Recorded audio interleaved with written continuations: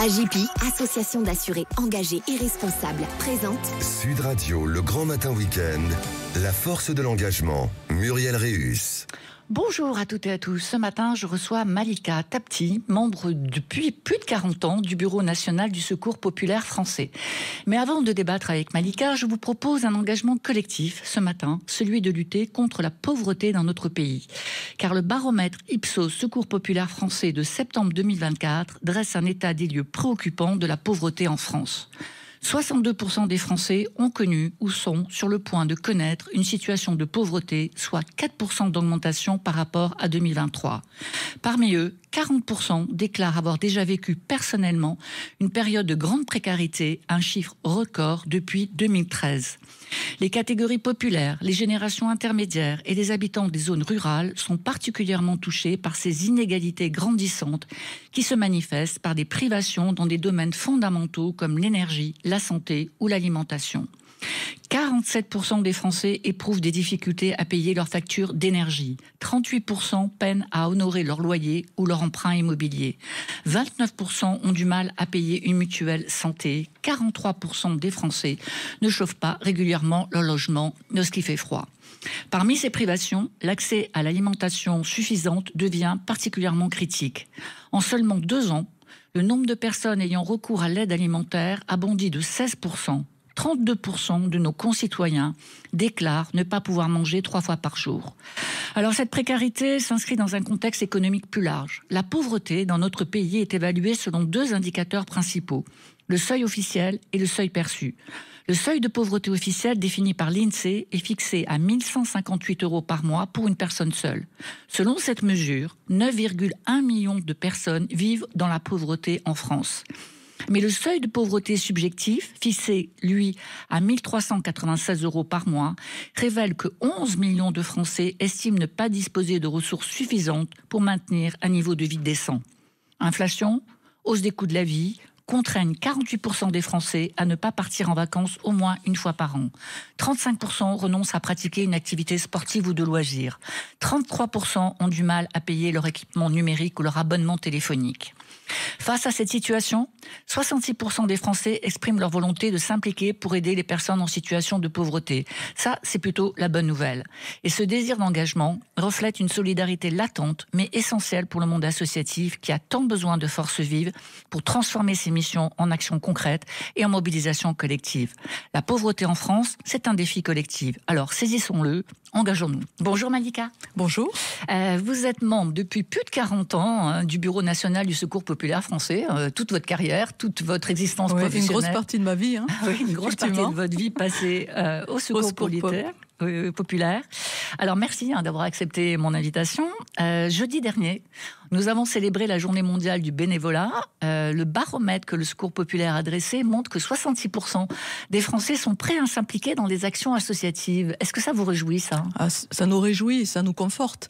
D'abord, nous avons volontairement essayé d'identifier combien de personnes étaient prêtes à agir pour faire la solidarité. Et ça a été possible grâce à ce sondage Ipsos.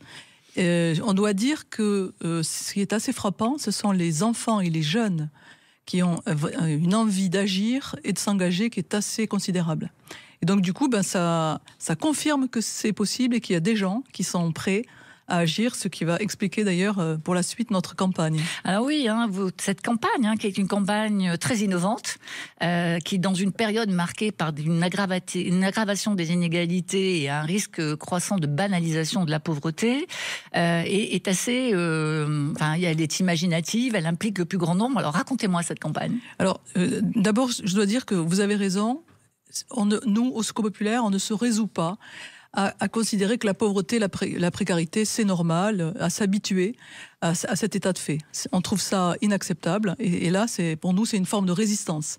En continuant à faire la solidarité, bien sûr, et en invitant le plus large possible tous ceux qui le souhaitent, que vous soyez jeune, étudiants ou des entreprises, le monde institutionnel, le monde très large, grand public, à venir à nos côtés et à afficher comme je le fais aujourd'hui sur mon suite, à afficher sa solidarité aux côtés du Secours populaire. On a besoin dans notre société aujourd'hui d'avoir, je dirais, de la chaleur, de la solidarité, parce que vraiment on est dans une situation de repli sur soi, je dirais un peu d'individualisme, où on pense aussi que si ma situation va mal, c'est la faute à l'autre, ou c'est la faute à l'étranger, par exemple.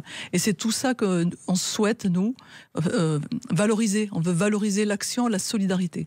Alors ça, c'est une campagne, hein. Évidemment, on peut porter un suite comme vous, mais surtout, tous les lieux emblématiques, hein, le Grand Rex, le phare de la Pointe Saint-Mathieu, le tramway de Nice, participent à donner leur façade. Alors vous avez demandé à plein d'institutionnels, à des acteurs, de transformer leur espace, de transformer ce que l'on voit de l'extérieur de leur espace, comme des monuments, des façades d'immeubles, les lieux dont je viens de parler, en symbole de solidarité. C'est-à-dire qu'ils vont afficher ce message. Oui, exactement. C'est de dire que nous sommes solidaires aux côtés du Secours populaire.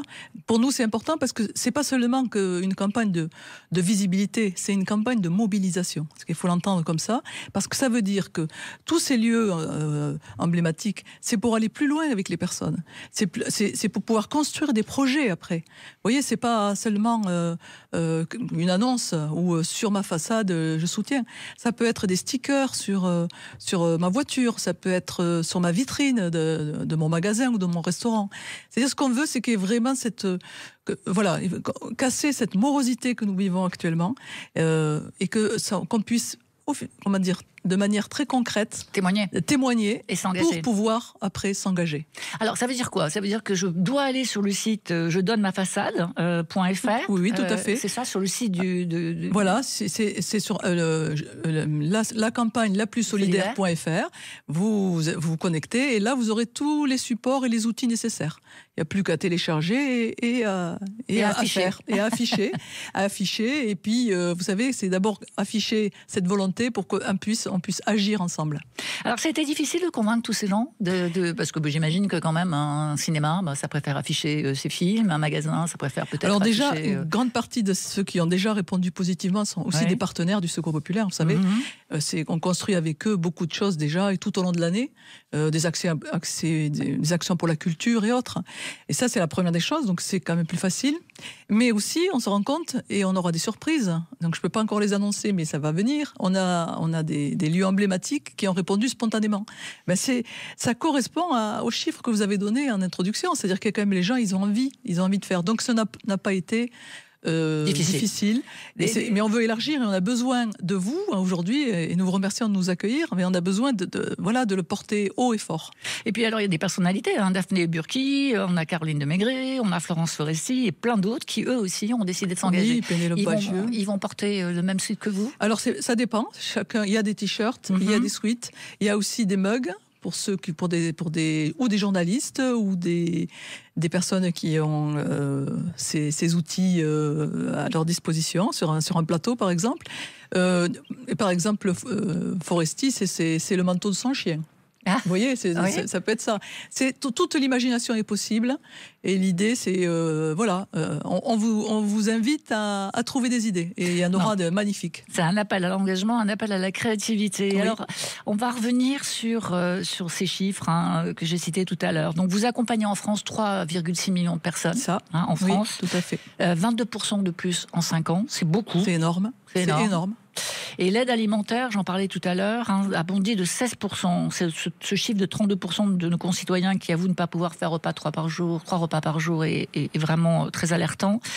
Combien de personnes le Secours populaire accompagne en aide alimentaire? En 2023, l'année dernière, nous avons accompagné 1 978 000 personnes. C'est énorme, comme vous dites.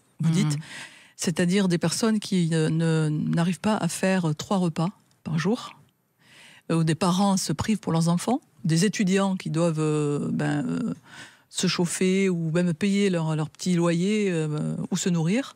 Donc c'est vraiment une situation dramatique.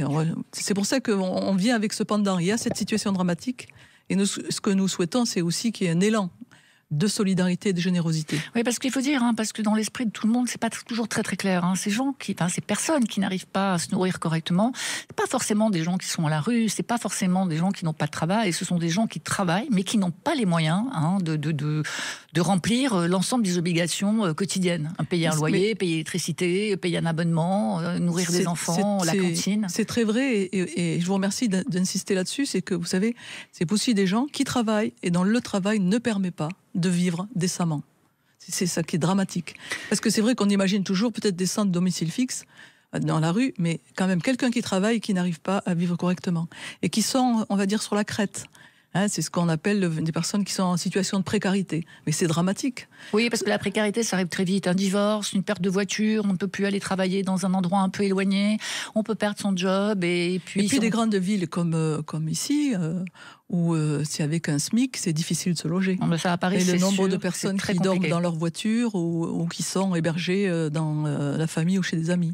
Alors, le Secours populaire, c'est pratiquement 80 ans. C'est l'aube de cet anniversaire. C'est un acteur incontournable face à l'aggravation de la pauvreté. Le leitmotiv incontournable, c'est, vous l'avez dit tout à l'heure, la solidarité est l'affaire de tous. Quels sont pour vous les grands défis auxquels l'association va faire face dans les années à venir ? Vous voyez, déjà la situation est aujourd'hui dramatique, on le sait. L'enjeu du Secours populaire, et c'est d'ailleurs dans ses fondamentaux, c'est dès sa création, c'est de dire que le Secours populaire, c'est de faire la solidarité. D'abord dans l'ensemble du territoire, vous savez que nous sommes une organisation décentralisée et présente partout, mais aussi à l'international. Donc faire la solidarité, mais aussi c'est promouvoir cette solidarité. Ça c'est un peu moins connu pour le Secours populaire, du Secours populaire, c'est de faire en sorte que chacun puisse agir, contribuer, élaborer des actions de solidarité, quel que soit l'endroit où ils se situent, quel que soit leur lieu de travail, d'études, etc. Donc c'est vraiment un leitmotiv, j'insiste beaucoup, c'est à la fois de faire de la solidarité et d'inviter les personnes à agir. Alors, vous l'avez dit, 90 000 bénévoles, c'est une très très grande association. Ouais. C'est d'abord une association de bénévoles, le Secours populaire, vous savez. 90 000 bénévoles, qu'on appelle d'ailleurs animateurs, collecteurs bénévoles. C'est vraiment pour dire que pour faire la solidarité, il faut d'abord la collecter. Collectons d'abord, agissons ensemble, collectons pour pouvoir faire la solidarité. Les défis, c'est la lutte contre la pauvreté et la précarité. C'est bien évidemment continuer à avoir plus de personnes qui s'engagent, parce qu'on ne peut plus vivre dans une société où il y a un repli sur soi et où les gens où on croise des gens sans les regarder, sans leur parler. C'est pas en tout cas la société que nous souhaitons au Secours populaire. Donc on a dit tout à l'heure 66% de gens qui veulent s'engager, vous 90 000 bénévoles aujourd'hui. Est-ce que vous constatez une augmentation du nombre de bénévoles ? Et c'est plutôt quoi ? Des jeunes, plutôt des personnes, des seniors, plutôt des personnes qui ont terminé une activité ? Alors ce qu'on peut constater, je sais pas pour avoir entendu ici ou là que certaines associations, il y avait une baisse.